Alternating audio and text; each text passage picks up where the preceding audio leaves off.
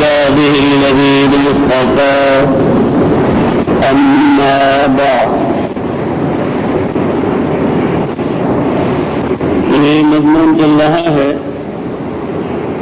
حضرت حسن بصری رحمۃ اللہ علیہ نے فرمایا کہ تمہیں 5 چیزیں عطا کی گئی ہیں. شروع سے مضمون سن لیجیے. نمبر 1، اس نے دنیا تمہیں محض اپنے فضل سے عطا فرمائی اور تم سے اس کا مطالبہ بطور قرض کے کیا ہے، بس تم اس میں سے جو کچھ اپنی دلی خوشی سے دو گے تو وہ تمہارے لیے 10 گنا سے 700 گنا تک بلکہ حد بے حساب تک بڑھا دیا جائے گا. دوسری چیز یہ کہ اس نے بعض چیزیں تمہاری طبیعت کے خلاف تم سے لے لی اور تم نے اس پر صبر کیا اور ثواب کی امید رکھی تو اس کے بدلے اللہ تعالیٰ نے تمہارے لیے صلاۃ اور رحمت مقرر فرمائی.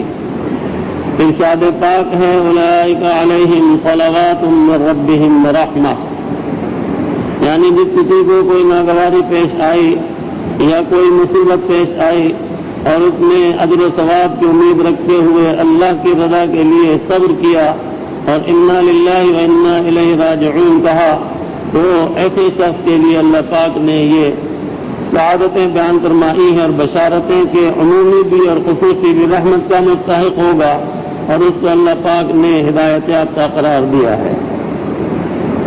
تیسری چیز یہ ہے کہ نعمت پر شکر کرو گے تو اس نعمت میں زیادتی اور اضافے کا وعدہ فرمایا کہ لئن شکرتم لازیدنکم، شکر کرو گے تو میں یقیناً تمہیں زیادتی عطا کروں گا.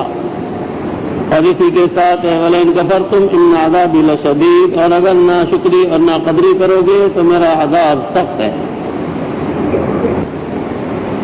چوتھی چیز یہ کہ تم میں سے کوئی شخص اتنی برائی کرے کہ حد کفر کو پہنچ جائے مگر پھر توبہ کر لے تو وہ توبہ قبول فرما لیتا ہے اور اس سے محبت بھی کرتا ہے.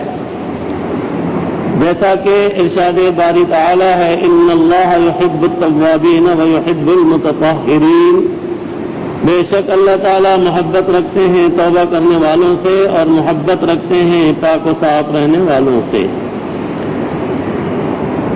اسی ذیل میں گزشتہ جمعے کو آپ حضرات کو کافی چیزوں کی طرف توجہ دلائی ہے، پاکی کی طرف، صفائی کی طرف، اور اسی ذیل میں غسل، وضو اور کپڑوں کی صفائی، ٹوپی کی صفائی، جوتوں کا بھی معیاری ہونا اور جوتوں کا بھی صاف ستھرا ہونا، ان تمام چیزوں کی طرف توجہ دلائی.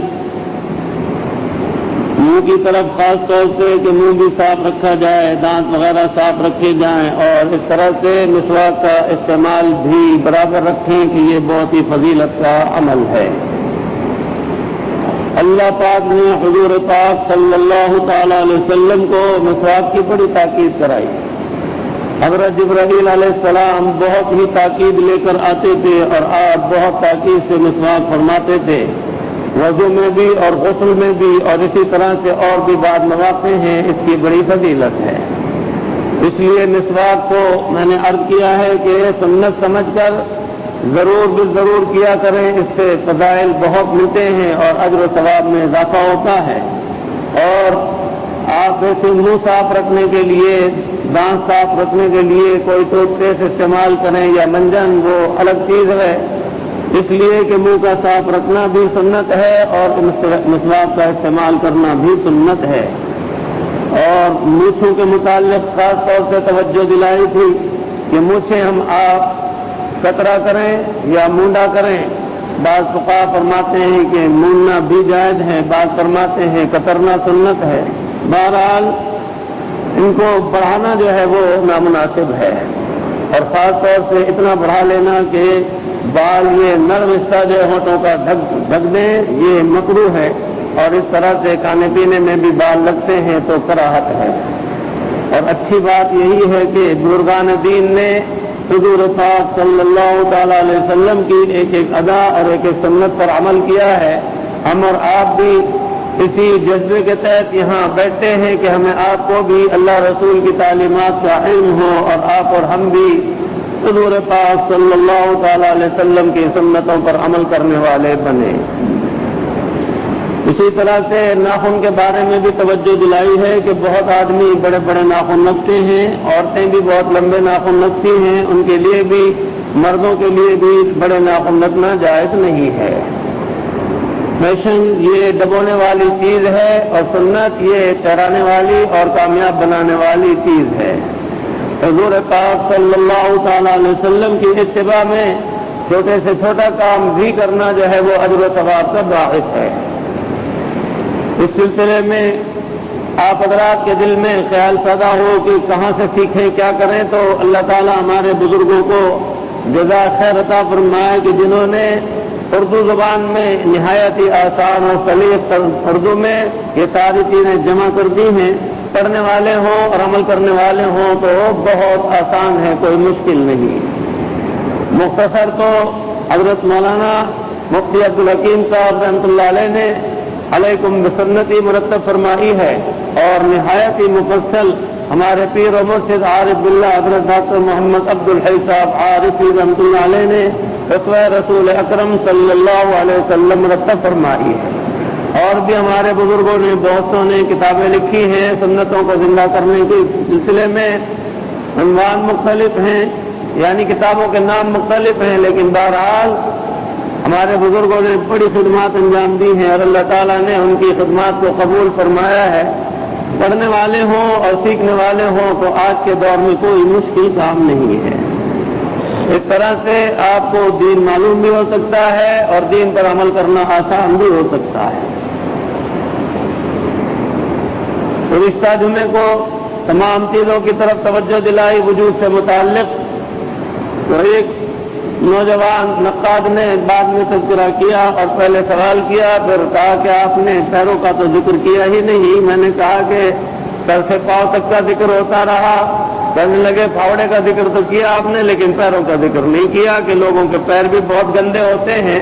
تو باہر کے میرا عرض کرنے کا مقصد تو یہی تھا کہ سراپا جو ہے وہ صاف ستھرا رکھیں، پیروں کو مصرف نہ کرنا مقصد نہیں تھا کہ اس میں گند اور کیچڑ لگائے رکھیں۔ خوب اچھی طرح سے رگڑ رگڑ کے بدن دھویا کریں اور اس کے ساتھ ساتھ صاف ستھرے رہا کریں، صابن بھی استعمال کیا کریں اور نہانا دھونا بھی مناسب وقت سے اس طرح رکھا کریں کہ لمبا وقفہ نہ کریں۔ بعضے بڑے گندی طبیعت کے ہوتے ہیں کہ اگر ان سے آدمی مل لے تو بدبو اتنی پھوٹتی ہے ان میں سے پسینے کی کہ ملنے کو دل نہیں چاہتا۔ ایسا نہیں ہونا چاہیے۔ حضور پاک صلی اللہ تعالی علیہ وسلم نے ہمیں آپ کو پاکیزگی کی تعلیم دی، طہارت کی، نظافت کی، نفاست کی، ہمیں آپ کو ان تمام چیزوں کو ملحوظ رکھنا چاہیے۔ پیر کے ناخن ہوں، انگلیاں، اسی طرح سے سارے حصے ان کو اچھی طرح سے رگڑ رگڑ کے صاف کرنا چاہیے۔ ایک لطیفہ سناتا ہوں آپ کو۔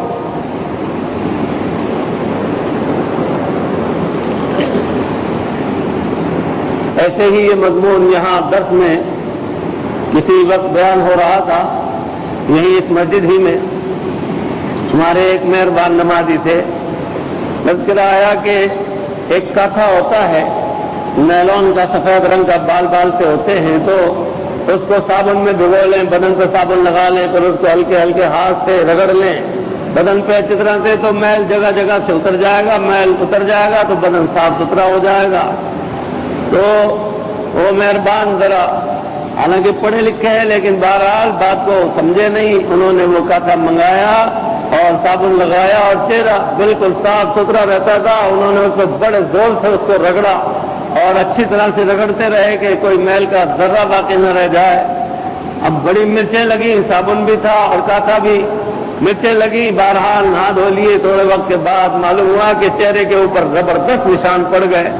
بیوی نے کہا کہ آپ نے یہ کیا کیا، کسی چیز نے آپ کو یہاں کاٹ لیا، کیا کر لیا؟ کہا کہ نہیں۔ کہا یہ نشان تو بہت پڑے ہوئے، پورے چہرے پہ پڑے ہوئے ہیں۔ کہا کہ نہایا تھا میں اور کاتھے سے خوب رگڑ رگڑ کے۔ تو بہرحال کہنے کا مقصد یہ ہے کہ جو مقامات رگڑنے کے قابل ہو وہ رگڑیے۔ تو ان کا چہرہ جو تھا وہ کافی دن کے لیے گڑبڑ ہو گیا کہ وہ سارے کھرن بن گئے۔ ظاہر ہے کہ زخم ہو گئے، پہلے زخم کے بعد کھرن بنے تو وہ ساری پپڑی پپڑی پورے چہرے پر ہو گئی، ماتھے پر بھی، گالوں پر بھی۔ کانوں پر بھی، گدی پر بھی یا گردن پر بھی بڑی مشکل سے جب وہ خشک ہو گئی، جھڑ گئی، جب جا کے جان میں جان آئی، تو میرا کہنے کا یہ مقصد نہیں ہے۔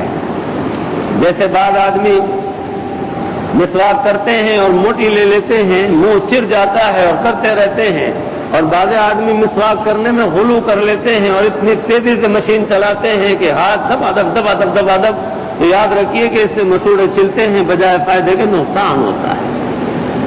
ہمارے ایک چچا ہوتے تھے رشتے کے، والد صاحب رحمۃ اللہ علیہ بتایا کرتے تھے کہ ان کو ہم کہا کرتے تھے کہ بھائی مولوی صاحب اتنے زیادہ وہ مت رگڑا کرو مسوڑوں کو، اور دانتوں پہ اتنا زور سے مت چلا کرو مشین، لیکن وہ مانتے نہیں تھے۔ تو ان کے بہت ہی کم عمری سمجھ لیجیے اس مدت کے لحاظ سے جس میں عام طور سے دانت ٹوٹنے لگتے ہیں، تو بہت ہی کم عمری تھی اس لحاظ سے کہ دانت ان کے جواب دینے لگے اور ایک ایک دو دو کر کے ٹوٹنے لگے، اور آخر ان کو 32 ہی لگوانی پڑی۔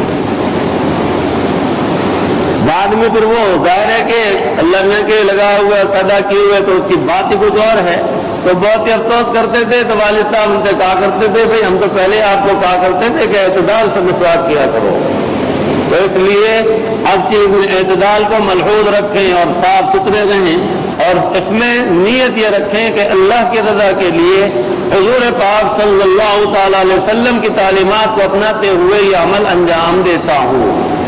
ریاکاری مقصود نہ ہو، تکبر مقصود نہ ہو کہ دوسروں کو حقیر جاننے لگے، ایسا نہیں۔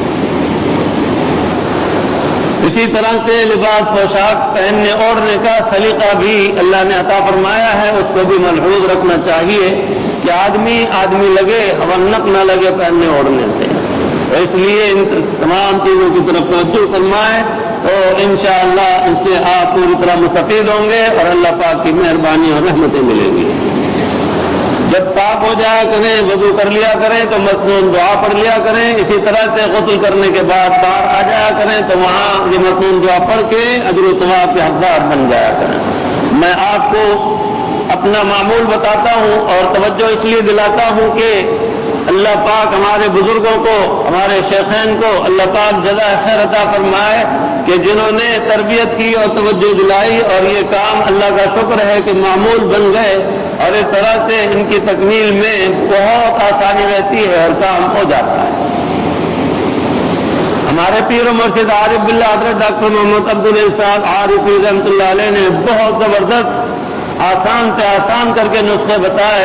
اللہ تعالیٰ ان کی قبر کو نور سے پر فرمائے اور درجات بلند سے بلند کر فرمائے۔ حضرت ہمارے اذان کے جواب کے سلسلے میں، اذان کے سلسلے میں، نماز کے سلسلے میں، اسی طرح سے دعاؤں کے سلسلے میں بہت زیادہ آسان نسخے عطا فرمایا کرتے تھے، جو ہمارے آپ کے لیے اکثری نسخے ہیں۔ پلے سے باندھ لیں گے تو یقیناً آپ کو بہت نفع ہوگا۔ بیت الخلاء میں جانے سے پہلے مسنون دعا پڑھ لیا کریں اور بیت الخلاء سے نکلنے کے بعد پڑھ لیا کریں، اور ساتھ میں یہ دعا پڑھ لیا کریں اللہم اجعلنی من التوابین واجعلنی من المتطہرین۔ اور اس کے ساتھ ساتھ عرض کر چکا ہوں کلمہ شہادت، اور اس کے بعد سورہ قدر جو ہے یہ پڑھ لیا کریں۔ عورتیں اور مرد سب اس میں شریک ہیں، وہ بھی دعائیں یاد کر لیں اور پڑھا کریں اور اجر و ثواب لوٹا کریں۔ ہمارے حضرت فرماتے تھے گھر میں ایسی جگہ گھر ہے جہاں اذان کی آواز نہیں آتی، صبح اٹھے، نماز کی تیاری کی، تیار ہو کر مصلے پر کھڑے ہو کر پہلے اذان کہہ لی، اذان کی دعا پڑھ لی، درود شریف پڑھ کر، دعائے مسنون پڑھ کر، اور اس کے بعد پھر اپنی سنتیں ادا کر لی۔ فرماتے تھے کہ کام کوئی رہنے نہ پائے، اور جہاں کہیں اذان سننے کی وہ ہے صورت ہے کہ اذان کی آواز آتی ہے صاف ستھرے طور پر، واضح طور پر، تو اس کا جواب دے کر پھر دعائے مسنون پڑھ لیں، بہت زبردست اجر و ثواب ہے۔ میں یہی کرتا ہوں کہ اٹھتا ہوں سب سے پہلے تو اٹھ کر آنکھیں ملتا ہوں، جو نسخہ حضور پاک صلی اللہ تعالی علیہ وسلم نے عطا فرمایا ہے۔ فرمایا کہ سونے میں زیادتی نہیں، جاگنے میں زیادتی ہوتی ہے۔ آدمی کو جتنے وقت سونا ہے اتنے وقت سو لے گا تو آنکھ خود بخود کھل جائے گی۔ آج کیا کریں، ہمارا ماحول بدل گیا، سوچ بدل گئی، معاملات بدل گئے، ورنہ حضور پاک صلی اللہ تعالی علیہ وسلم کی تعلیم کو دیکھیے کہ عصر کے بعد کھانا کھا لو، عشاء کی نماز پڑھتے ہی سو جاؤ، زیادہ سے زیادہ مغرب بعد، لیکن اب کہاں رات کو 2 بجے 3 بجے کھانا کھاتے ہیں۔ پھر یہ ہوتا ہے جی کھانا کھایا ہے فوراً سو جائیں گے تو پیٹ خراب ہو جائے گا، تو گپ شپ ضروری، اور گپ شپ کے اندر سب سے بہترین جو طریقہ اختیار کیا، شیطانی چرخہ چلا دیتے ہیں اور اس میں دیکھتے رہتے ہیں اور اللہ کو ناراض کرتے رہتے ہیں۔ آدمی کا سامان کرتے یہ پتہ نہیں کہ کتنا بڑا بوال سماٹ کر سوئیں گے، تو اس طرح سے ظاہر ہے کہ پھر صبح صبح آنکھ کیسے کھلے گی۔ آپ نے فرمایا ہے ایک تو نئی شادی شدہ دولہا دلہن کے لیے اجازت ہے، ایک طالب علم کے لیے اجازت ہے، اور ایک سرحد کے محافظوں کے لیے اجازت ہے کہ وہ رات کو دیر تک جاگ سکتے ہیں، رات بھر جاگ سکتے ہیں۔ لیکن اس کے علاوہ آپ نے فرمایا کہ سب کے لیے ضروری ہے کہ عشاء کی نماز پڑھتے سو جاتے ہیں۔ ہمارے یہاں یہ جتنے بھی لوازمات ہو گئے ہیں اور خرافات کا انتظام ہو گیا، اس کی وجہ سے دیکھیے کہ فجر کی نماز عام طور سے رہ جاتی ہے۔ وجہ اس کی یہی ہے کہ جب دیر سے سوئیں گے تو دیر سے اٹھیں گے۔ آپ نے ارشاد فرمایا کہ ضرور بالضرور ایک مرتبہ وقت پر آنکھ کھلے گی، اور فرمایا کہ جب آنکھ کھلے تو اٹھ بیٹھو اور آنکھیں مل لو۔ اگر یہ سوچ لیا، شیطان کے کہنے میں آ گئے کہ چلو ابھی تو بہت وقت ہے، 5 منٹ صرف آنکھ لگا لیتا ہوں، بڑا مزہ آ رہا ہے سونے میں، تو صرف 5 منٹ ابھی اٹھتا ہوں، تو آنکھ جب کھلتی ہے تو سورج کافی اونچا ہو چکا ہوتا ہے، بڑا افسوس ہوتا ہے۔ جماعت تو رہی، فرض بھی جاتے رہے، قضا ہو گئی۔ اس لیے نسخہ یاد رکھیں کہ صبح اٹھیں تو میں اٹھتا ہوں، اٹھتے ہی بیٹھ کر جلدی سے آنکھیں ملتا ہوں، اور آنکھیں مل کے الحمدللہ الحمدللہ الحمدللہ، اور اس کے ساتھ الحمدللہ الذی احیانی بعد ما اماتنی والیہ النشور پڑھ لیتا ہوں۔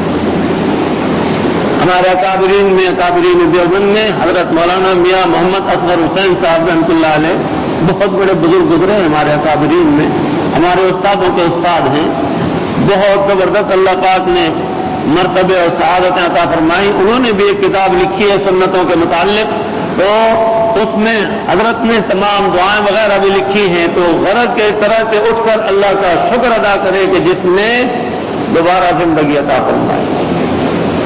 سونے کے وقت دعا ہے بسمک ربی وضعت جنبی، کہ آپ کا نام لے کر میں اپنا پہلو بستر سے لگاتا ہوں اور لیٹتا ہوں۔ ان امسکتها فاغفر لها وان ارسلتها فاحفظها بما تحفظ به عبادك الصالحين۔ بسمک ربی وضعت جنبی وبسمک ربی ارفعه، آپ ہی کا نام لے کر میں اپنا جسم بستر سے لگاتا ہوں اور آپ ہی کا نام لے کر جسم بستر سے الگ کرتا ہوں، یعنی اٹھ بیٹھتا ہوں۔ اگر آپ میری روح قبض کر لیں سوتے میں تو اس کی مغفرت فرما دیں، یعنی میری مغفرت فرما دیں، اور اگر آپ اس کو دوبارہ زندگی دیں، یعنی نیند سے بیدار کر کے زندہ رکھیں، تو اس کی حفاظت فرمائیں، جس طرح سے آپ اپنے نیک بندوں کی حفاظت فرمایا کرتے ہیں۔ تو سونے کے وقت یہ دعا سکھائی، اٹھنے کے وقت یہ سکھائی کہ یا اللہ تعالیٰ شکر ہے کہ زندگی عطا فرمائے۔ تو اس کے بعد آنکھیں مل لی، دعا پڑھ لی، پھر ہمت کریں کہ شیطان کو ذلیل کرنے کے لیے استنجے کے لیے اٹھ کھڑے ہوں اور استنجا کریں، وضو کریں، نہانے دھونے کا موقع ہو تو نہائیں دھوئیں، اور اس طرح سے یہ دعائیں مسنون پڑھ لیں۔ اذان اگر سنائی دیتی ہو اس کا جواب دے دیں، پھر سنتیں پڑھ لیں، اور اگر اذان نہیں سنائی دیتی تو فجر کے وقت ہونے کے بعد اپنے طور پر اذان کلمات جو ہیں وہ پڑھ لیں اور دعائیں مسنون پڑھ لیں، اجر و ثواب کے مستحق بن جائیں۔ اور جو تہجد کے لیے اٹھتے ہیں ماشاءاللہ، تو پھر کیا بات ہے کہ ان کو یہ سارے معمول اسی طرح سے زندہ رکھنے چاہیے اور اللہ پاک کی رحمتیں سمیٹتے رہنا چاہیے۔ تو غرض کے اس طرح سے میں یہ کام کرتا ہوں اور اس طرح اللہ پاک سے امید رکھتا ہوں کہ اللہ پاک فضل فرمائیں گے اور کرم فرمائیں گے۔ حتی الامکان کوشش ہے کہ کوئی سنت رہنے نہ پائے۔ پھر بھی بہرحال یہ آپ ہم دعویٰ تو نہیں کر سکتے کہ سارے کام انجام دے دیتے ہیں، لیکن جہاں تک ممکن ہے کوشش جاری رکھنی چاہیے۔ اسی طرح سے گھر میں داخل ہونے کے وقت بسم اللہ، نکلنے کے وقت مطلوب دعا، کچھ اور بھی یاد نہیں ہوتا بسم اللہ ہی پڑھ لیں۔ اور اس طرح سے راستے میں کہیں بازار سے گزرتے ہوئے چوتھا کلمہ میں 3 دفعہ پڑھ لیتا ہوں، 1,00,000 नेकियां मिलती हैं, 1,00,000 गुनाह माफ होते हैं, 1,00,000 दर्जे बुलंद होते हैं। और हजरत मौलाना मुफ्ती अब्दुल रऊफ साहब सक्करवी दामद बरकात ने जो 5 लाख का लिखा है, तो ईंग लगे ना फिटकरी और रंग आए चोखा। बाजारों में से गुजरना तो होता ही होता है हमारा आपका, तो बाजार में जब गुजरने लगे पढ़ लें ये 3 दफा, एक तरह से इतने अजर सवाब के हकदार बन जाएंगे। इसी तरह से पुल पर चढ़ते हैं जब, तो उसमें भी कलमा पढ़ लेता हूं तीसरा, ताकि अल्लाह पाक की रहमत और उसका करम हो। तो बहरहाल अर्ज करने का मकसद है, जब दिल में आप ये बातें लिख लेंगे और किताब से इस तरह से आप किस्तवार सीखते रहेंगे, दुआएं याद करते रहेंगे, तो आगे आपके लिए कुछ आसानी हो जाएगी और काम जो है वह आपका ठीक हो जाएगा। गरज के इस तरह से हुजूर पाक सल्लल्लाहु तआला अलैहि वसल्लम की तालीमात को जिंदा करने वाले बने। जब सुबह नमाज के लिए आए और जमात से नमाज पढ़ी, तो जरा दिल का हाल देखिए कि कितना अच्छा हो जाता है। जिस दिन नमाज रह गई, सूरज ऊपर हो गया और नमाज रह गई, तो उस दिन दिल को टटोल के देखिए कितना जबरदस्त भारी लगता है, तबीयत मुकद्दर होती है। अल्लाह का जिक्र कसरत से करना चाहिए। एक मजमून नजर से गुजरा, देख रहा था, तो हुजूर पाक सल्लल्लाहु तआला अलैहि वसल्लम ने फरमाया है कि बहुत कसरत से अल्लाह को याद करते रहा करो और अल्लाह की इबादत और इताअत में कोताही मत किया करो, गुनाहों से बचते रहा करो। वक्त का कुछ भरोसा नहीं कि कब आ जाए और अजल का कोई भरोसा नहीं कि कब दबोच ले। इसलिए जो आदमी लगे रहते हैं, अल्लाह पाक मेहरबानी फरमाते हैं, वो काम होते हैं। इसी तरह कपड़ा पहनने के वक्त एक बात अर्ज करूं, इसी उसमें बाथरूम के अंदर ही जाहिर है कि तहबंद बांधना होता है। कभी कभी बनियान भी वहीं पहन लेता हूं, कभी ये कि उतार के जाता हूं तो बाहर आके पहनता हूं। तो तहमद बांधने के वक्त तो जाहिर है कि दुआ नहीं पढ़ सकता, बाथरूम के अंदर होता हूं, तो बाहर निकलने के बाद उस हिस्से की भी पढ़ लेता हूं।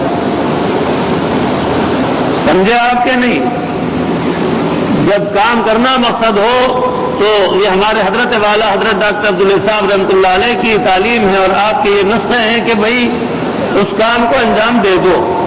ये नहीं कि बाथरूम में बांधा था तो अब उसकी क्या दुआ पढ़नी, दुआ पढ़ ले।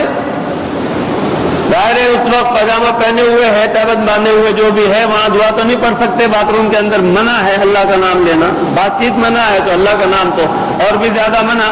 बाहर निकल के कोई मुमानात नहीं, वहां उस टोटल को पूरा कर लें, सवाब मिल जाएगा। बाद वक्त मुझे शैतान वसवसा डालता है, दुआ पढ़ी के भूल गया, मैंने कहा क्या फर्क पड़ता है और पढ़ लेता हूं। तुझे अल्लाह दलील करे, ख्वार करे और अल्लाह पाक मुझे सुरखरू करे, तूने मुझे शक डाला, वसवसा डाला, चल तू दलील और ख्वार होता रहो, मैं एक दफा और कर। कभी कभी वसवसा डाल देता है कि फला हिस्सा जो है वो धुला के नहीं धुला, ले चल तू दलील ख्वार हो जा, मैं खूब अच्छी तरह धो लेता हूं, तुझे क्या तकलीफ।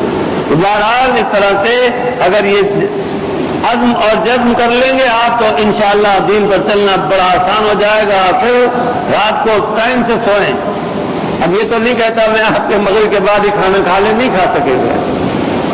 मैं अपना रोना रोता हूं कि हम पहले वालिद साहब रहमतुल्लाह अलैह जब जिंदा थे असर बाद खाना खाया करते थे। आप लोगों को बड़ा ताज्जुब होता होगा, असर बाद भी खाना खाते हैं, लेकिन पहले था दस्तूर ऐसा। हम तो बचपन से बड़ी मुद्दत तक, बल्कि यहां आने तक भी असर के बाद खाते थे। फिर आने जाने वालों की मेहरबानी और नवाजिशों से असर के बाद का टाइम चला तो मगरिब का बाद हुआ।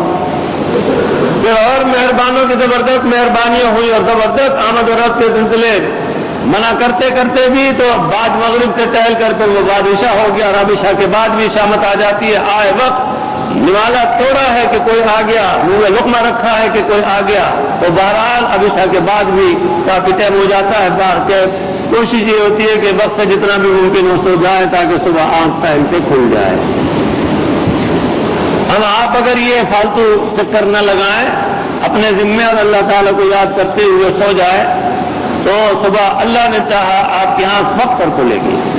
आप हजरात में ऐसे मौजूद हैं जिन्होंने कभी पहले नमाज नहीं पढ़ी थी, भागा करते थे मस्जिद के नाम से, फिर अल्लाह पाक ने तौफीक अता फरमाई, हमसे ताल्लुक हो गया, ہم یہاں آئے، سلام دعا ہوئی، مسجد آنے لگے، داڑھی رکھی، نماز پڑھنے لگے، قضاء عمری ادا کرنے لگے اور ایک طرح سے تہجد پڑھنے لگے، اللہ پاک نے ایسا فضل فرمایا کہ آگے چل کر الارم کی ضرورت بھی ختم ہو گئی۔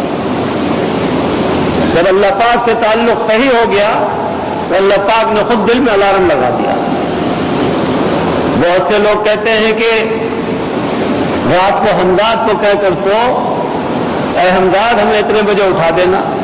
میں کہتا ہوں کہ حمداد کو کہنے کی ضرورت کیا ہے، آپ نے اللہ میں تو کیوں نہیں کہتے؟ اللہ میں سے کہو، اے اللہ آپ مجھے صبح مناسب وقت سے بیدار کر دیجئے تاکہ تہجد بھی پڑھ لوں آرام سے اور فجر بھی پڑھ لوں آرام سے۔ اللہ میں سے جو مالک اور خالق ہیں ان سے کیوں نہیں کہتے؟ اور جب ان سے کہو گے تو وہ کرم بھی فرمائیں گے۔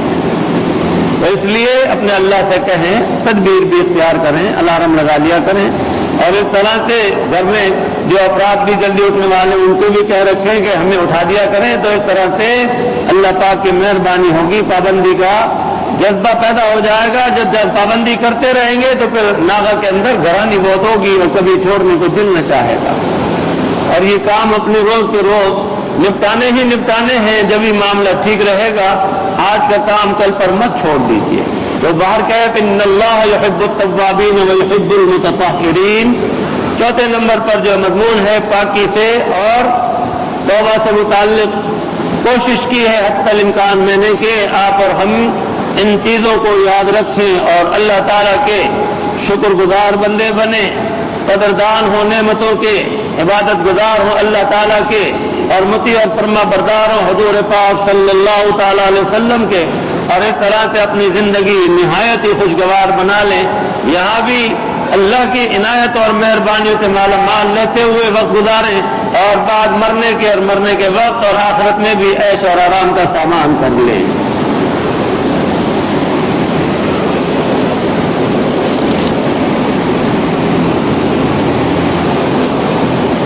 ذیل میں ایک بات اور عرض کروں مستورات کے لیے کہ ان کے لیے بھی اذان کا جواب دینا جو ہے زبردست باعث اجر و ثواب ہے۔ عورتیں اور مرد دونوں کے لیے یہ حکم ہے۔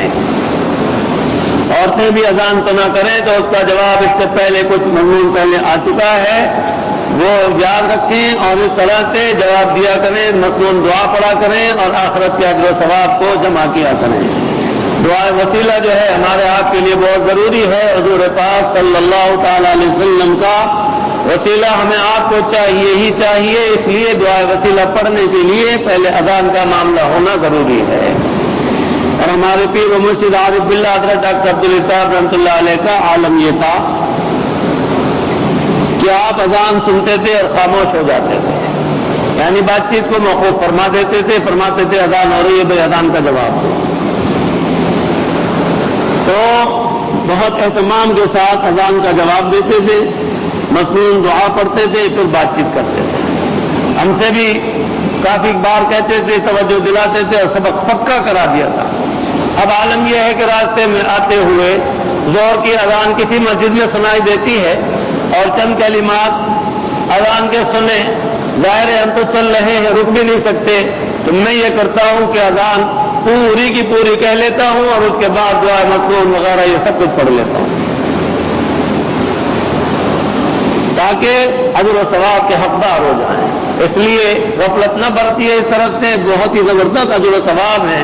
اذان کے کلمات آپ جانتے ہی ہیں کہ اس میں اللہ کی توحید اور حضور پاک صلی اللہ تعالی علیہ وسلم کی رسالت کا ذکر ہے اور شہادت دیتا ہے بندہ، اور اس طرح سے اللہ پاک نے نماز کی طرف بلایا اور فلاح کی طرف بلایا تو بندہ جو ہے وہ سر تسلیم خم کرتے ہوئے اس طرح سے اطاعت اور عبادت کا پیکر بنا رہے۔ اب اس کے بعد پانچویں چیز ہے کہ اگر حضرت جبرائیل علیہ السلام اور حضرت میکائیل علیہ السلام کو واقع ہوتی تو ان کے لیے بھی بہت ہی گراں قدر ہوتی۔ وہ یہ ہے، ارشاد فرمایا ادعونی استجب لکم، مجھ کو پکارو میں تمہاری درخواست قبول کروں گا، مجھ سے مانگو میں دوں گا۔ وَإِذَا سَأَلَكَ عِبَادِي عَنِّي فَإِنِّي قَرِيبٌ أُجِيبُ دَعْوَةَ الدَّاعِ إِذَا دَعَانِ فَلْيَسْتَجِيبُوا لِي وَلْيُؤْمِنُوا بِي لَعَلَّهُمْ يَرْشُدُونَ۔ کہ کہ جب میرے بندے آپ سے سوال کریں میرے بارے میں تو کہہ دیں کہ اللہ پاک سنتے ہیں، قریب ہیں، اور جب کوئی بندہ ان سے سوال کرتا ہے وہ سنتے ہیں اور دیتے ہیں، جب کوئی مانگتا ہے وہ عطا کرتے ہیں۔ تفصیلات اس کی جناب رسالت مآب صلی اللہ تعالی علیہ وسلم نے بیان فرمائی۔ دعا مانگنا، اللہ سے چیزیں مانگنا، یہ اللہ تعالی ہی کا حکم ہے، اور اللہ کے پیارے رسول حضرت احمد مجتبی حضرت محمد مصطفیٰ صلی اللہ تعالی علیہ وسلم نے ہمیں آپ کو اس کی تعلیم دی اور اللہ کے حکم پہنچائے، اور نہایت ہی مفصل طریقے سے آپ نے خود بھی عمل فرمایا اور اپنی امت کو بھی اس عمل کے لیے پوری تاکیدات فرما کر گئے۔ دعا اس کے لیے آپ کا ارشاد ہے کہ عبادت کا مغز ہے۔ دعا کیا ہے؟ بندہ عاجزی کا پوری طرح سے اقرار کر کے، اظہار کر کے، اپنے رب سے اپنا مدعا پیش کر کے درخواست کرتا ہے کہ میرا مدعا سن لیجئے اور پورا فرما دیجئے۔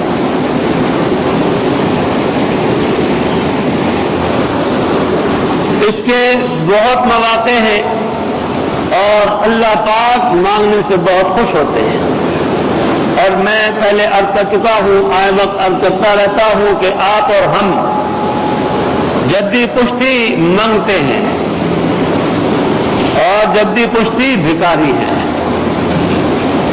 کس کے؟ اللہ کے۔ اور اللہ تعالیٰ وہ داتا ہیں کہ ان جیسا کوئی داتا نہیں۔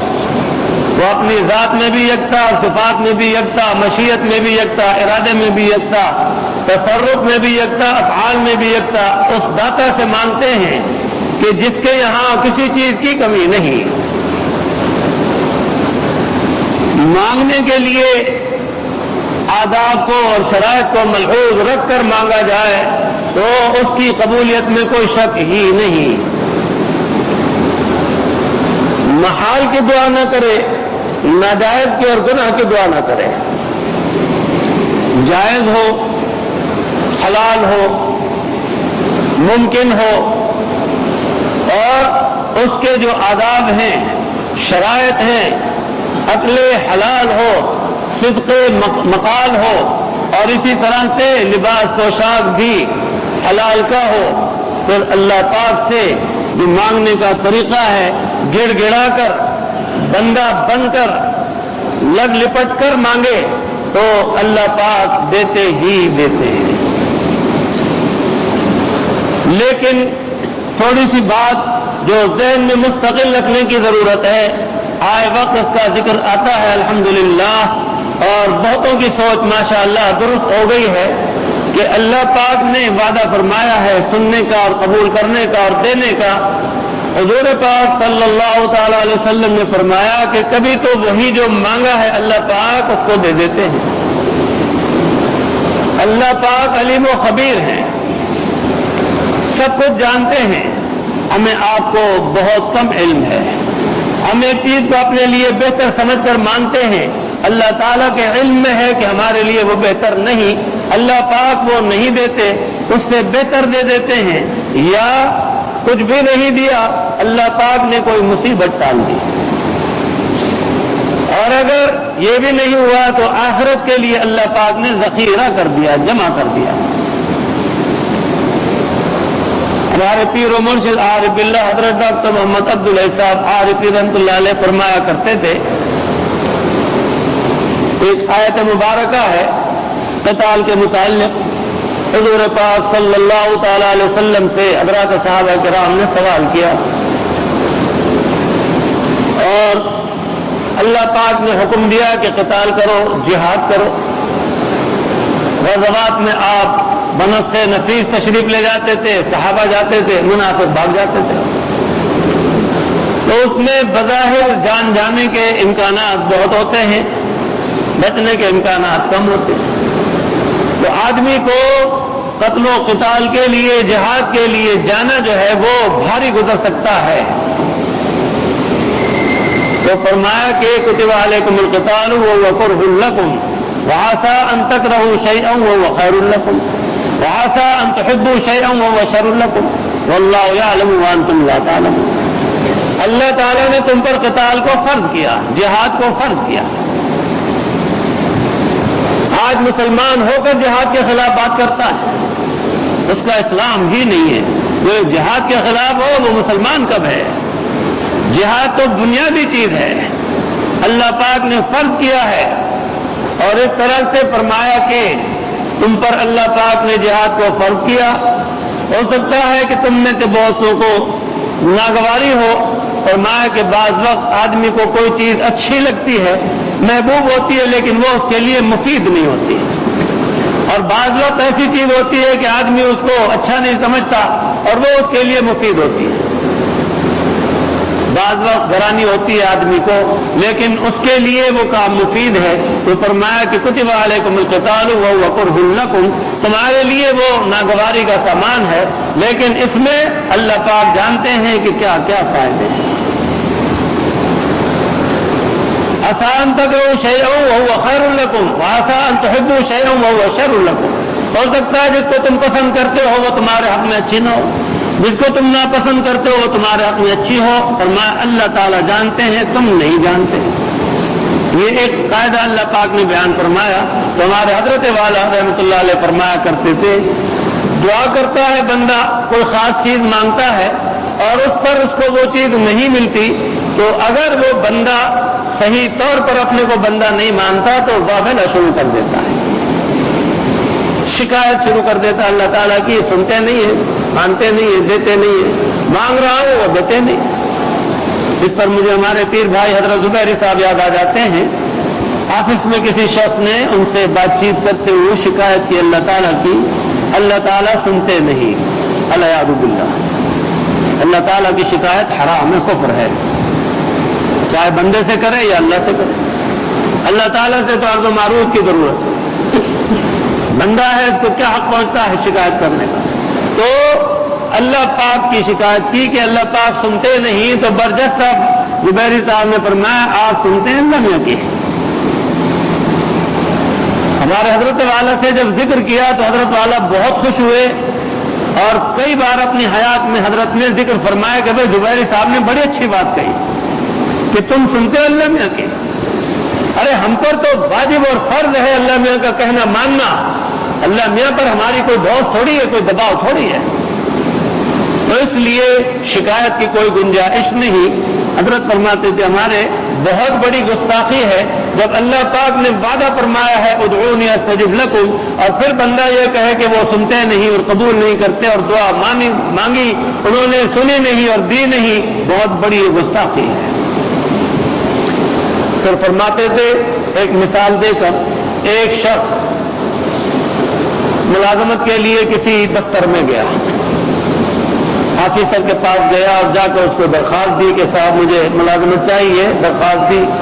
انہوں نے درخواست پڑھ لی، درخواست پڑھ کے رکھ لی اور کہا جائیے آپ کا کام ہو گیا۔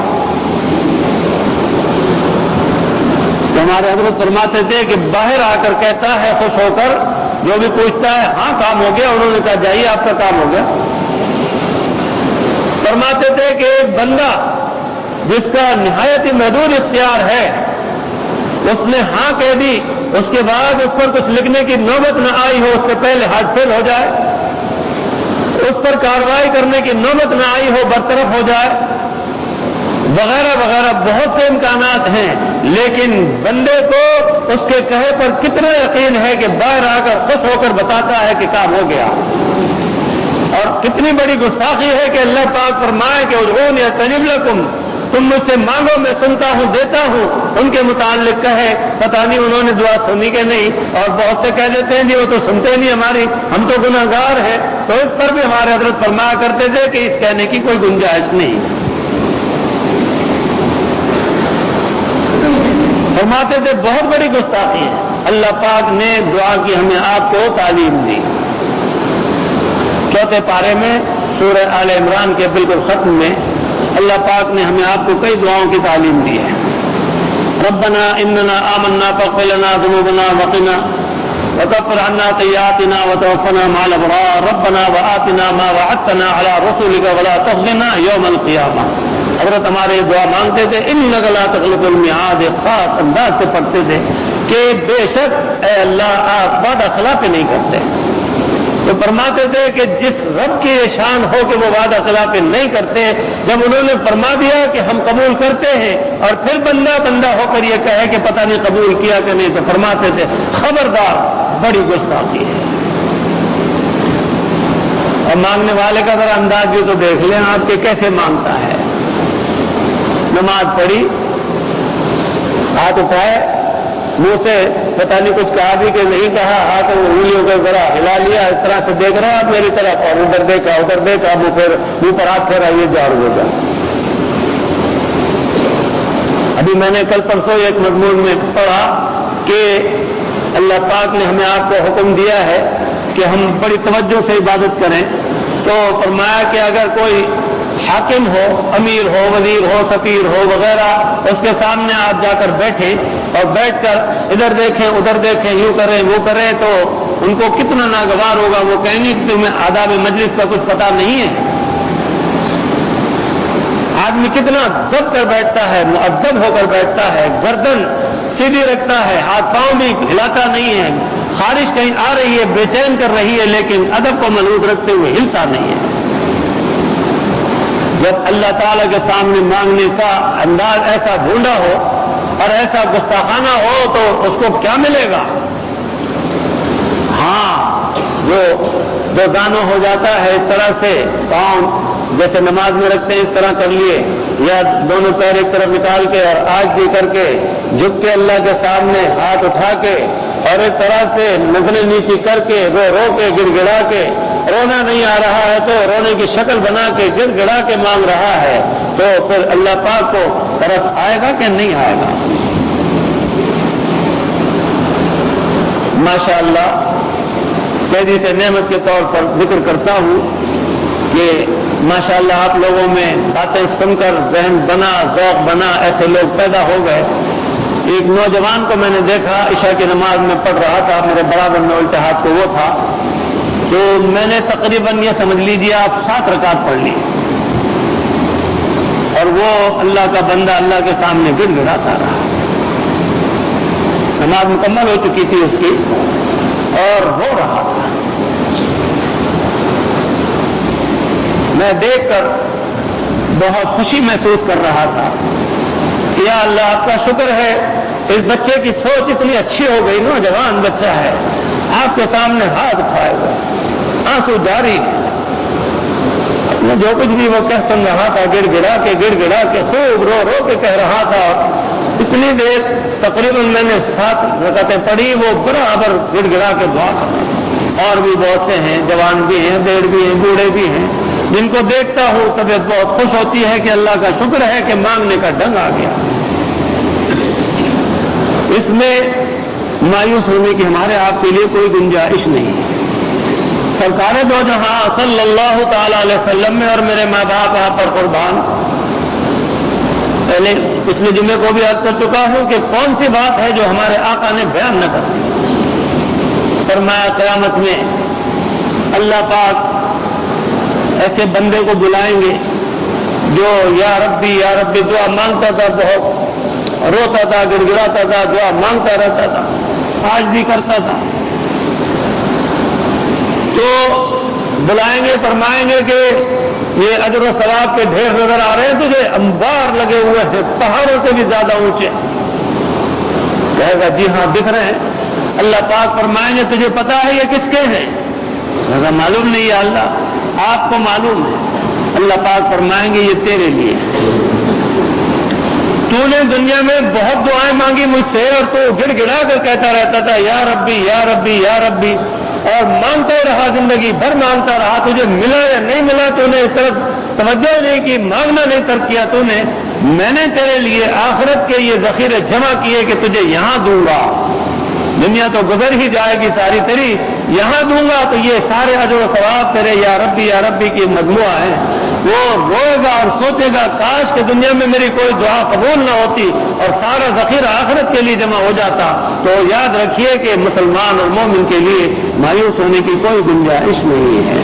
اور جائز دعا تو میں عرض کرتا ہوں قرآن و حدیث کی روشنی میں، بزرگان دین کے اقوال کی روشنی میں اللہ تعالیٰ مسلمان کی تو مسلمان کی کسی کافر کی بھی جائز دعا رد نہیں فرماتے ہیں. مسلمان اور کافر انسان تو انسان کسی جانور کی بھی جائز دعا رد نہیں فرماتے ہیں. اور پھر جس کا جتنا تعلق قوی ہوتا چلا جائے گا اللہ پاک سے جڑتا چلا جائے گا اتنا ہی اللہ پاک اس کی لاج رکھیں گے. وہ ادھر التجا کرے گا اللہ پاک فرمائیں گے کہ بھائی تو ہمارا کہنا مانتا ہے بہت, ہم بھی تیری لاج رکھ لیتے ہیں, جو تو نے کہا ہے ہم پورا کر دیتے ہیں. اس امت کے اندر کروڑوں اربوں واقعات ہیں, بے شک بے شمار واقعات ہیں کہ اللہ پاک نے بڑے فضل فرمائے اپنے محبوب بندوں پر اور ان کی لاج رکھی ہی رکھی. مستجاب الدعا بندے ہیں. تو اس لیے اللہ پاک سے مانگنے میں کبھی بخل نہ کریں. اور دعاؤں کے سلسلے میں اب ایک نئی سوچ پیدا ہو گئی کہ جی دعا مانگنے کی کیا ضرورت ہے, اللہ میاں کو سب معلوم ہے, وہ دے گا دے دے گا. یاد رکھیے یہ بہت بڑا گستاخی کا انداز ہے اور یہ سوچ درست نہیں ہے. اگر یہ بات ہوتی تو جناب رسول اللہ صلی اللہ تعالی علیہ وسلم راتوں کو رو رو کر گڑ گڑا کے دعائیں نہ کرتے. ام المومنین حضرت عائشہ صدیقہ رضی اللہ تعالی عنہ فرماتی ہیں ایک موقع پر آپ سجدے میں تھے, رو رہے تھے, گڑ گڑا کر رو رہے تھے. ایسی آواز آپ کے سینے سے آ رہی تھی جیسے ہانڈی پکتی ہے اور ابلتی ہے, اس طرح سے اس آواز میں توقف ہو گیا. تو میں ڈر گئی کہ کہیں آپ کا ہارٹ فیل تو نہیں ہو گیا. میں نے آہستہ سے آپ کی سنگلیاں پکڑی, پاؤں کی چھوٹی انگلی, اور اس کو ہلکا سا دبایا تو آپ نے انگلی ہلا دی, جس سے میں سمجھ گئی کہ آپ حیات ہیں. اور پھر اللہ پاک نے ہمیں آپ کو جگہ جگہ ربنا اور ربی کے ساتھ دعائیں سکھائی ہیں. اور سب سے پہلے تو جو ہمارے جد امجد ہیں, جن کی بنیاد پر میں نے کہا ہے کہ ہم تو جدی کشتی منگتے ہیں, بھکاری ہیں اللہ کے. حضرت آدم علی نبینا علیہ الصلوۃ والسلام جیسے ہی قصور سرزد ہو گیا اور وہ واقعہ ہو گیا جو نہیں کرنا چاہیے تھا, ہونے کے بعد پھر انہوں نے اس میں ایک پیٹ نہ کی اور حیل و حجت نہ کی, فوراً کہا ربنا ظلمنا انفسنا وان لم تغفر لنا وترحمنا لنکونن من الخاسرین. اللہ پاک نے اپنے کلام پاک میں اسی لیے اتارا ہے کہ آپ اور ہم بھی یہی کہیں. ایک طواف میں ایک سال ہم میاں بیوی دونوں طواف کر رہے تھے تو میرے ذہن میں ایک خیال پیدا ہوا کہ لا الہ الا انت سبحانک انی کنت من الظالمین.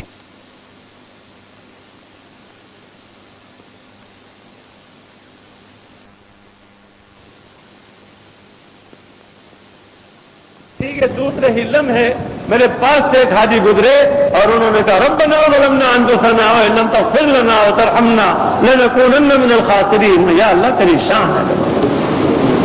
پھر تو میں نے توجہ کی جب تو پتا چلا کہ طواف میں بھی ہم بھی مانگتے ہیں, طواف میں بھی بتیرے لوگ زور سے مانگ رہے ہیں, صحیح کے اندر مانگ رہے ہیں. تو حضرت آدم علی نبینا علیہ الصلوۃ والسلام کی دعا مقصود یہ تھا کہ اللہ پاک اپنے بندوں کو اس دعا کی تعلیم دے تاکہ وہ اپنے قصوروں کا اعتراف کریں, عبدیت کا اظہار کریں.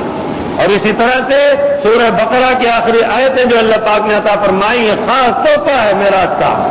اس میں ہے کہ نہیں ربنا لا تؤاخذنا ان نسینا او اخطانا ربنا ولا تحمل علينا اصرا كما حملته على الذين من قبلنا ربنا ولا تحملنا ما لا طاقة لنا به واعف عنا واغفر لنا وارحمنا انت مولانا فانصرنا على القوم الكافرين. ہے کہ نہیں؟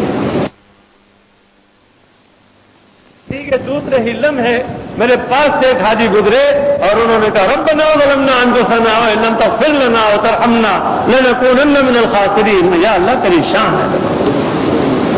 پھر تو میں نے توجہ کی جب تو پتا چلا کہ طواف میں بھی ہم بھی مانگتے ہیں, طواف میں بھی بتیرے لوگ زور سے مانگ رہے ہیں, صحیح کے اندر مانگ رہے ہیں. تو حضرت آدم علی نبینا علیہ الصلوۃ والسلام کی دعا مقصود یہ تھا کہ اللہ پاک اپنے بندوں کو اس دعا کی تعلیم دے تاکہ وہ اپنے قصوروں کا اعتراف کریں, عبدیت کا اظہار کریں. اور اسی طرح سے سورہ بقرہ کی آخری آیتیں جو اللہ پاک نے عطا فرمائی ہیں, خاص تحفہ ہے معراج کا. اس میں ہے کہ نہیں ربنا لا تؤاخذنا ان نسینا او اخطانا ربنا ولا تحمل علينا اصرا كما حملته على الذين من قبلنا ربنا ولا تحملنا ما لا طاقة لنا به واعف عنا واغفر لنا وارحمنا انت مولانا فانصرنا على القوم الكافرين. ہے کہ نہیں؟ اور جو اللہ کے بندے بندیاں گزر چکے، اللہ پاک نے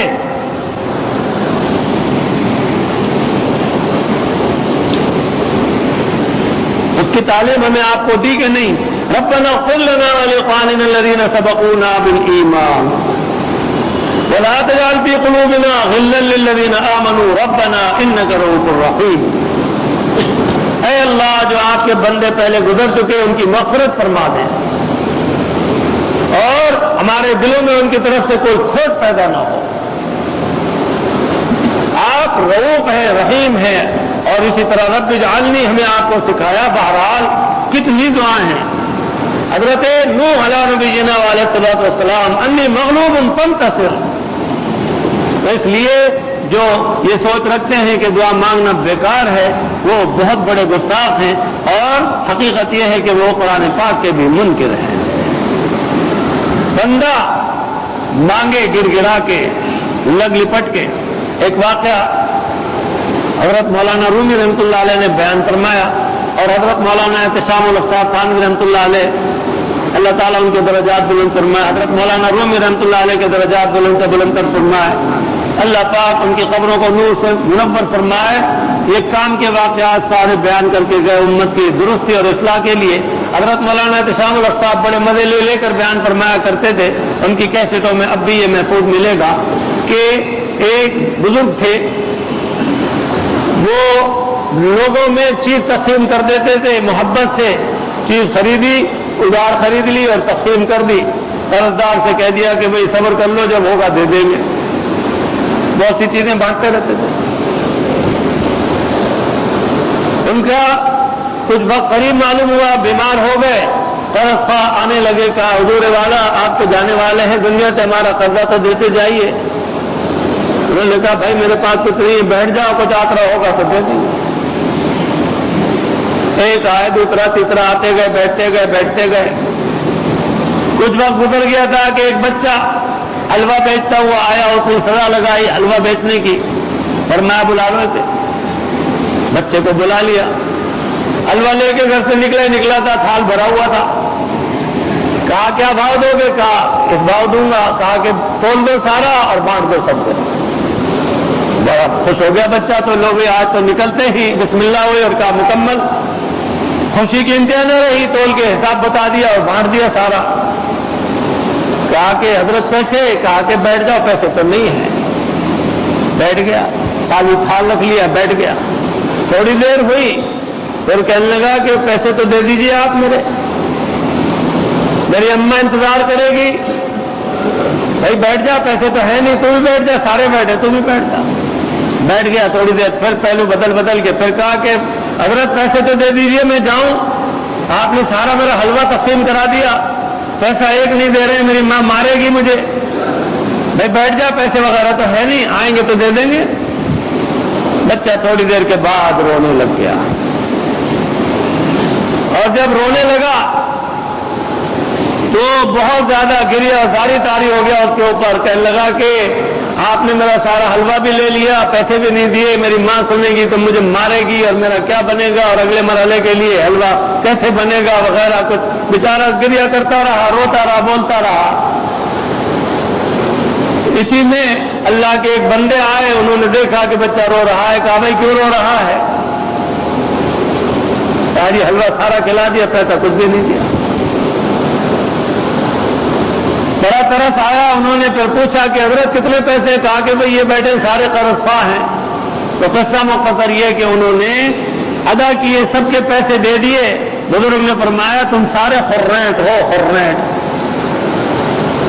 ارے نالائقوں، بیٹھ گئے آ کر اللہ کے سامنے روتے گڑ گڑاتے تو تمہارا کب سے حساب نہیں بڑھ جاتا۔ بچہ آیا، رویا، گڑ گڑایا، اللہ کو ترس آیا، اللہ نے اپنا بندہ بھیج کے حساب چکا دیا۔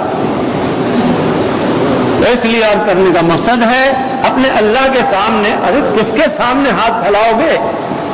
اس کے سامنے جس کے ہم سارے اندر باہر سب کچھ ہم اسی کے ہیں۔ اور ہاتھ پھیلانے کے بہت سے مواقع ہیں، بہت سے نہیں۔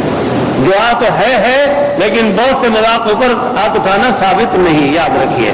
تو ہاتھ اٹھائیں گے، دعا کریں گے، اللہ پاک عاجزی کو قبول فرما کر اس کی دعا کی قبولیت کو شرف بخشیں گے، عرض کر چکا ہوں کہ یا اس کو جو مانگ رہا ہے وہ دے دیں گے، یا اس سے بہتر دے دیں گے، یا کوئی مصیبت ٹال دیں گے، یا آخرت کا ذخیرہ جمع فرما دیں گے۔ مانگنے کے لیے بزرگوں نے فرمایا کہ میری زبان تو حقیقت یہ ہے کہ اس کو 1000 بار بھی میں مشک سے دھوؤں تو پاک نہیں ہوگی، اس سے غیبت، اس سے چغلی، اس سے برائی، لیکن پھر بھی اللہ پاک کا کرم ہے جس نے یہ کہہ دیا کہ تم ظاہری طور پر اپنی زبان پاک کر لو، منہ پاک کر لو، پاک رکھ لو، اور حرام لقمے کو اگر مت جانے دو، حرام ناپاک چیز کو مت جانے دو، تو تمہارا حکم جو ہے پاکی کا ہی ہے۔ ایک اور حدیث بھی ہے، سرکار دو جہاں صلی اللہ تعالی علیہ وسلم نے فرمایا، ایک بندہ ہے خوب گڑ گڑا رہا ہے، یا ربی یا ربی یا ربی دعائیں مانگ رہا ہے، خوب گڑ گڑاتا ہے، دعائیں قبول ہوتی نظر نہیں آتی۔ آپ نے فرمایا اس کی دعا کہاں قبول ہو؟ جس کا کھانا حرام کا، جس کا پہننا حرام کا، جس کا پینا حرام کا، جس کا رہنا حرام کا، اس کی دعا کہاں قبول ہو؟ قبولیت کو روکتی ہے یہ ناپاک چیز، ناجائز چیز۔ اس لیے لقمہ حلال ہو، صدق مقال ہو، سچائی، جھوٹ نہ ہو۔ جھوٹ وہ گند ہے جس کے لیے سرکار دو جہاں صلی اللہ تعالی علیہ وسلم نے فرمایا سمندر میں ڈال دو تو سارا سمندر گندا ہو جائے۔ جھوٹ، غیبت، اس لیے ان سب چیزوں سے پاک کر لیں۔ اس کا طریقہ میں عرض کرتا ہوں۔ آپ کہیں گے کہ کس طرح دھوئیں منہ، سارا بدن وغیرہ؟ اللہ پاک کی رحمت کے قربان جاؤں، یہی مضمون جو آپ سن رہے ہیں اسی میں نسخہ ہے۔ بہت ہی دلجمی کے ساتھ، یکسوئی کے ساتھ، توجہ کے ساتھ اللہ پاک سے استغفار کرتے ہیں۔ استغفر اللہ ربی من کل ذنب واتوب الیہ، کم از کم 3 دفعہ کر لیں، اور مختلف صیغے ہیں استغفار کے، جو بھی استغفار آپ کر لیں گے استغفار قبول ہوگا۔ پاک و صاف ہو جائیں، اس کے بعد پھر مانگیں۔ بزرگان دین حضرات و صوفیاء کرام کے یہاں ایک اصطلاح ہے، تحلیہ اور تخلیہ۔ پہلے تخلیہ ہے، پھر تحلیہ ہے۔ اس کی آپ کو میں واضح مثال یاد کروں، کسی شخص کے جسم پر گندگی لگی ہوئی ہو تو گندگی کو پہلے دور کرنا ضروری ہے کہ وضو کر لے تو کام چل جائے گا۔ پہلے گندگی کو دور کرنا ضروری ہے۔ یہ گندگی کو دور کرنا تخلیہ ہے، یعنی اس سے صاف ستھرا کرنا گندگی سے۔ اس کے بعد تحلیہ یعنی پھر مرصع ہونا ہے اور خوبصورتی کو اختیار کرنا ہے، مزین ہونا ہے۔ تو غرض کے پہلے صفائی ستھرائی، اس کے بعد پھر جو ہے وہ زیبائش اور آرائش کے ساتھ پھر دے گی مزہ۔ جس طرح سے قلعے والے کو اگر آپ نے دیکھا ہو، قلعی کرنے والا پہلے برتن کو خوب مانجتا ہے، رگڑتا ہے، اور اس میں مانجا لگائے گا، ریت لگائے گا، اس میں خوب رگڑے لگائے گا، حتیٰ کہ میل دور کرنے کے لیے اس کو آگ پر بھی پکائے گا، اور اس طرح سے رگڑنے میں وہ بدرنگا بھی ہو جائے گا۔ پہلے اس کا میل کچیل دور کرے گا، یہ ہے تخلیہ۔ پھر اس کے بعد تحلیہ، پھر فضائل سے مرصع ہوگا، پھر نور علی نور ہوگا۔ اس کے بعد پھر وہ گرم کر کے جو اس کے اوپر نشادر اور تلے لگا کے اور جو روئی پھیرے گا تو چمک پیدا ہو جائے گی۔ تو عرض کرنے کا مقصد ہے پہلے پاک و صاف ہو جائے، اس کے بعد پھر جو ہے مانگے تو پاک صاف ہو کر تو معاملہ بڑا فسکراس ہو جاتا ہے۔ مجدد الملت حکیم الامت حضرت مولانا اشرف علی صاحب تھانوی رحمۃ اللہ علیہ کا ایک واقعہ یاد آ رہا ہے۔ حضرت آپ جو تھے حضرت تھانوی رحمۃ اللہ علیہ حضرت مولانا فضل الرحمان گنج مراد آبادی رحمۃ اللہ علیہ کے پاس جا رہے تھے، حالانکہ خود اپنے طور پر بہت بڑے بزرگ تھے حضرت تھانوی رحمۃ اللہ علیہ، لیکن بہرحال ابدیت کے ناطے آپ کو یہ احساس ہوا کہ میں ایک بہت بڑے بزرگ کے پاس جا رہا ہوں اور گناہوں کے ساتھ آلودہ ہوں، ان پر منکشف ہو جائیں گے۔ تو آپ نے پہلے 2 رکعت نماز توبہ پڑھی اور استغفار کی، اور حضرت مولانا فضل الرحمان گنج مراد آبادی رحمۃ اللہ علیہ کے یہاں آپ جب پہنچے، جو پذیرائی ہوئی، آپ نے ساری بات بیان فرمائی اپنے مواعظ و ملفوظات میں۔ اللہ پاک نے آپ کو بہت عزت عطا فرمائی، جبکہ حضرت مولانا فضل الرحمان گنج مراد آبادی رحمۃ اللہ علیہ بڑے صاحب کش بزرگ تھے، بڑے صاحب مرتبہ تھے۔ بعضوں کو پہچان لیتے تھے کہ صرف ان کا مقصد جو ہے آنے میں کوئی اخلاص کا نہیں تو ان کو بہت جلدی چلتا کر دیتے تھے. اور حضرت تھانوی رحمۃ اللہ علیہ سے بہت زبردست پیار اور محبت اور شفقت کے ساتھ پیش آئے. آپ سے فرمایا بھی کہ بھائی کیا لائے ہو, ہمارے لیے ہدیہ کچھ لائے ہو گے, کیا لائے ہو؟ حضرت نے فرمایا حضرت فلاں چیز لائے. ارے بھائی اسی کی ہمیں ضرورت تھی, بڑا اچھا کیا جو لے آئے. کہاں سو گے, کہاں بیٹھو گے, کھانے وغیرہ کا سارا انتظام ایسا فرمایا. تو عرض کرنے کا مقصد ہے کہ حضرت تھانوی رحمۃ اللہ علیہ خود اتنے بڑے بزرگ, لیکن بزرگ کے پاس جاتے ہوئے دل میں خیال پیدا ہو رہا ہے تو اس سے پاک صاف ہونے کے لیے نماز توبہ پڑھ لی, استغفار پڑھ لی.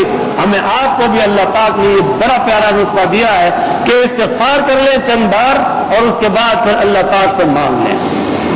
اور مانگنے میں پہلے درود شریف پڑھ لیا کریں. موقع مناسب ہوتا ہے, فرصت کا وقت ہے, تنہائی ہے. اور ویسے ایک چیز اور بھی عرض کروں, بعض حضرات کو اس میں جو ہے اشتباہ اور خلجان ہے کہ سب کے سامنے زور سے دعا نہیں مانگنی چاہیے, یا گڑ گڑانا نہیں چاہیے, یا رونا نہیں چاہیے. اور بہت سے لوگ ہیں جو منع بھی کرتے ہیں. یاد رکھیے کہ جب اللہ پاک سے تعلق جڑ جاتا ہے تو اس کا پھر معاملہ یہ ہے کہ جلوت میں خلوت ہو جاتی ہے. پھر اس کو آس پاس کے ماحول سے کوئی سروکار نہیں رہتی. بندہ ہے اور رب ہے, وہ اپنے رب سے براہ راست کہتا ہے ہزاروں بیٹھے ہوا کریں, لیکن اس کو اس سے کوئی مطلب نہیں. تو اس لیے جلوت میں خلوت ہو جاتی ہے. اور باقی جس کسی کا تعلق نہیں مضبوط ہوتا تو وہ جانے اس کا کام. ورنہ اس طرح سے دعا مانگنے میں بہت سارے وہ بیچارے بھی ہیں جن کو نہیں مانگنی آتی, وہ بھی شریک ہوتے ہیں اور اس طرح سے ان کے بھی کام بن جاتے ہیں. بہرحال اس طرح سے جلوت اور خلوت جو کلیتاً اس کے لیے بہت ہی مفید ہے. تو جب تعلق صحیح ہو گیا تو گڑ گڑا کر عاجزی کر کے درود شریف پڑھ کے اور اس طرح سے پھر طریقے سے مانگنا شروع کرتا ہے, مانگتا رہتا ہے, مانگتا رہتا ہے. اور اس طرح سے وہ تھکتا نہیں. اللہ پاک خوش ہوتے ہیں اور فرماتے ہیں کہ یہ بندہ مجھ سے مجھے رب سمجھ کر مانگ رہا ہے, میں اسے نہ دوں. اور مضمون بہت مشہور ہیں, اشعار میں بھی ہیں, اردو میں بھی اور عربی میں بھی, کہ رب مانگنے سے خوش ہوتے ہیں, نہ مانگنے سے ناراض ہوتے ہیں. اور بندہ مانگنے سے ناراض ہوتا ہے اور نہ مانگنے سے خوش ہوتا ہے. اور یہ حقیقت ہے کہ اللہ ہی کی شان ہے. اس سے آپ جتنا بھی مانگے جائیں, پوری کائنات مانگی جائے, پورے کائنات والے مانگتے رہیں, ان کو کوئی ناگواری نہیں ہوگی. لیکن انسان یہ ایک دفعہ دے دے گا, 2 دفعہ دے دے گا, 10 دفعہ, 20 دفعہ, 50 دفعہ, 100 دفعہ, بالآخر تھک جائے گا, اکتا جائے گا, کہے گا میاں روز روز یہ دیکھ لیا. اور اللہ کی شان ہے کہ جتنا بھی مانگو, اور مانگنے سے خوش ہوتے ہیں, عاجزی کرنے سے خوش ہوتے ہیں, مہربانیاں فرماتے ہیں. اور اس طرح سے کتنے بندے اللہ تعالیٰ کے اب بھی روئے زمین پر موجود ہیں, اور کتنے گزر چکے جو مستجاب الدعا, ادھر دعا کی ادھر اس کا پوری طرح ظہور ہو گیا. بہرحال عرض کرنے کا مقصد ہے, اللہ رب کریم نے ہمیں آپ کو یہ بہت زبردست نعمت عطا فرمائی ہے. تو فرمایا کہ اگر حضرت جبرائیل علیہ السلام اور حضرت میکائیل علیہ السلام کو وہ عطا ہوتی تو ان کے لیے بھی بہت ہی گراں قدر ہوتی. اللہ پاک نے ہمیں آپ کو یہ دعا کا طریقہ, مانگنے کا طریقہ, اور یہ مانگنا اور یہ دعا یہ کس قدر بغیر مانگے کے عطا فرما دی, یہ ان کی بڑی مہربانی ہے. ان کے کرموں میں یہ ایک بہت بڑا کرم ہے. ہم مانگنے سے دریغ نہ کریں اور بہت ہی عاجزی کے ساتھ مانگا کریں. جلدی جانا ہو تو مختصر ہی مانگ لیں. اللہم انت السلام ومنک السلام تبارک یا ذا الجلال والاکرام ربنا آتنا فی الدنیا حسنۃ وفی الآخرۃ حسنۃ وقنا عذاب النار. سب کچھ آ گیا. اور اس سے آگے بھی اگر یاد رہے تو اللہم انی اسألک من خیر ما سألک منہ نبیک سیدنا محمد صلی اللہ علیہ وسلم. اے اللہ میں آپ سے اس تمام چیز کا سوال کرتا ہوں جو آپ کے پیغمبر حضرت محمد مصطفیٰ صلی اللہ تعالی علیہ وسلم نے مانگی, وہ مجھے بھی دے دیجیے. اور اعوذ بک من شر ما استعاذ منہ نبیک سیدنا محمد صلی اللہ علیہ وسلم.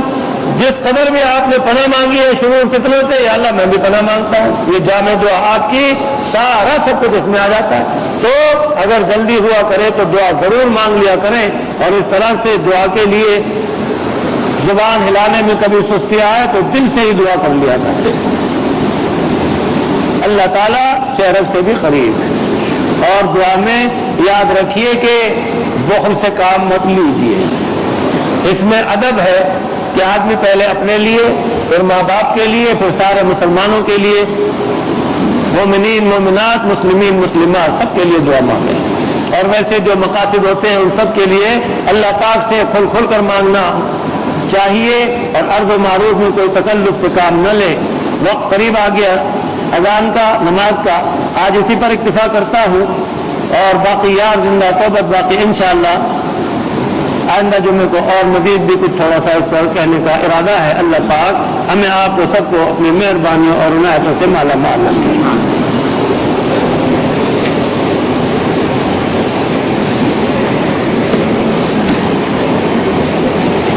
دعا کے اوپر آپ کو ایک چیز عرض کرتا ہوں. ہمارے محترم مہربان طارق صاحب جن کے لیے آپ اور ہم برابر دعا کر رہے ہیں، یہ چوتھا جمعہ ہے ان کا کہ حادثہ ہوا تھا ان کا 4 جمعے پہلے، آج چوتھا جمعہ جا رہا ہے. دعائیں ہو رہی ہیں ان کے لیے، بہت بڑے مداح ان کے اور محبت والے، اور ختم ہو رہے ہیں. ہم بھی دعائیں کرتے ہیں، سبھی کر رہے ہیں، بہت دعا کر رہے ہیں. اللہ پاک کی قدرت دیکھیے، اس رب کریم کی شان کریمی دیکھیے کہ آج برخوردار نے بتایا کہ اللہ تعالیٰ کا ایسا زبردست قدرت کا معجزہ ظاہر ہو رہا ہے کہ ان کو ہوش آ رہا ہے. جبکہ ان کا جو حادثہ ہوا تھا وہ بہت ہی خطرناک تھا، اور بظاہر ایسے حادثات میں آدمی چند گھنٹوں سے زیادہ جیتا نہیں ہے. لیکن ڈاکٹر صاحبان بھی ضیاءالدین اسپتال میں داخل ہیں. ڈاکٹر صاحبان بھی کہہ رہے ہیں کہ صرف اور صرف یہ اللہ کی قدرت کا معجزہ ہے اور دعاؤں کی برکت ہے. اللہ پاک ان کو اور سارے بیماروں کو پوری طرح سے صحت عطا فرمائے. طارق صاحب کو اللہ تعالیٰ ان کے دل کو بھی پوری طرح سے کام میں لگا دے، دماغ کو بھی ہوش میں پوری طرح آ جائیں، اور جو کچھ بھی ان کی تکالیف ہے اللہ پاک ان سب کو بھی ظاہر فرما دے. پھر بھی میں آپ سب سے دعا کی درخواست کرتا ہوں، مستورات سے بھی اور مرد حضرات سے بھی، کہ آپ ان کو یاد فرمایا کریں اور دعائیں کرتے رہا کریں. انہوں نے کارہائے خیر میں بہت حصے لیے ہیں، اللہ پاک ان کو زندگی دے، صحت دے، پھر بھی وہ حصے لیتے رہیں. بہت زیادہ ہمارے ساتھ تو مسجد کے معاملات میں ان کا بہت ہی زبردست حصہ ہے. اللہ پاک ان کو صحت کلی عطا فرمائے. میں کبھی ان کا نام لے دیتا تھا تو غصے ہو کر کہتے تھے حضرت آپ میرا نام نہیں لیا کریں، مجھے شرمندگی ہو جاتی ہے.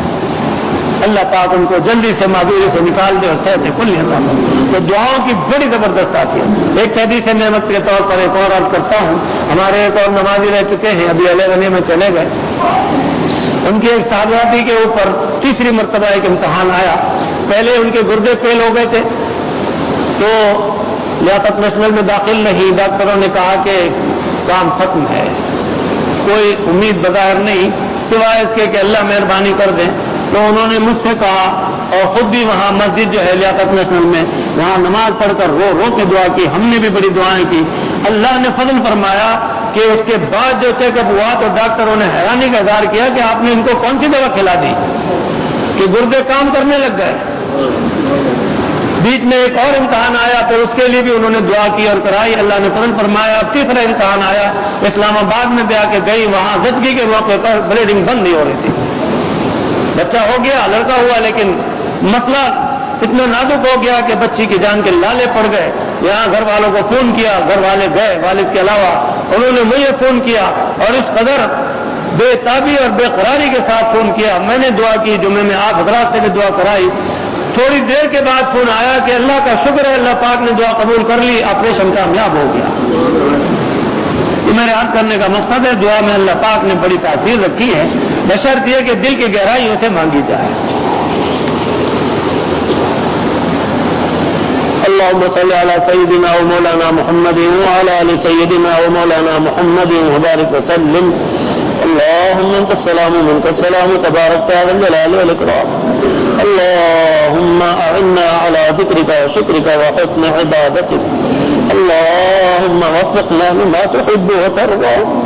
ربنا آتنا في الدنيا حسنة وفي الآخرة حسنة وقنا عذاب النار. ربنا ظلمنا أنفسنا وإن لم تغفر لنا وترحمنا لنكونن من الخاسرين. لا إله إلا أنت سبحانك إني كنت من الظالمين.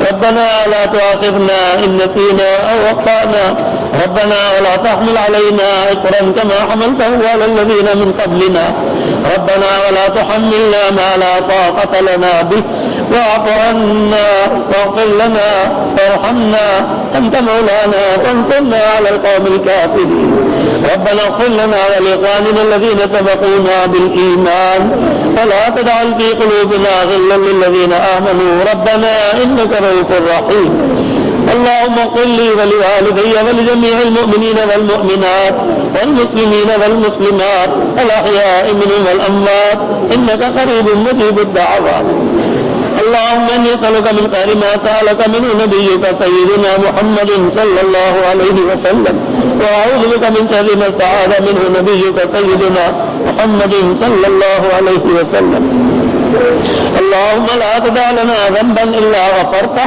ولا هما إلا فرجته ولا دينا إلا قضيته ولا مريضا إلا شفيته ولا حاجة من حوائج الدنيا والآخرة يا أرحم الراحمين إلا قضيتها اللهم ارزقنا زيارة الحرمين الشريفين وارزقنا حجا مبرورا وسعيا مشكورا وذنبا مغفورا وعملا صالحا مقبولا وتجارة لن تبور يا عالم ما في الصدور يا عزيز يا غفور رب اغفر وارحم وتجاوز عما تعلم انك انت العز الاكرم اے اللہ اپنے حضور کی ساری امت پر رحم فرما دیجیے رحم فرما دیجیے رحم فرما دیجیے سب کی اللہ مغفرت فرما دیجیے مغفرت فرما دیجیے یا اللہ گناہوں کو پتلے اپنے کرم ہی کرم فرما کر ساری مغفرت فرما دیجیے مغفرت کاملہ فرمائی ایک ایک گناہ کو معاف کر دیجیے ایک ایک نیکی کو قبول فرما لیجیے اپنے عنایت سے مالا مال رکھیے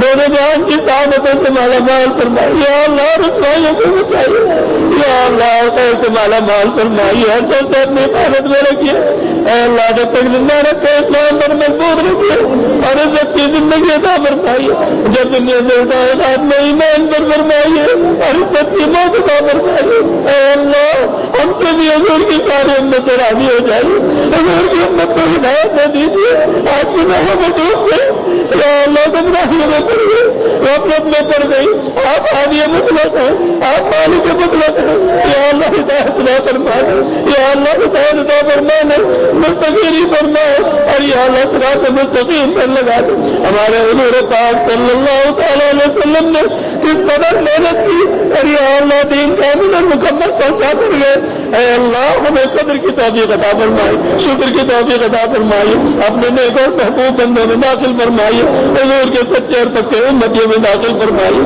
اے اللہ جو مانگ سکے وہ بھی دے دیجیے جو نہیں مانگ سکے وہ بھی دے دیجیے تمام ضرور بدلوں سے اپنی حفاظت میں لے لیجیے سمینا واطعنا غفرانک ربنا والیک المصیر وصلی اللہ تعالی علی خیر خلقہ سیدنا محمد وعلى آلہ واصحابہ اجمعین آمین برحمتک یا ارحم الراحمین.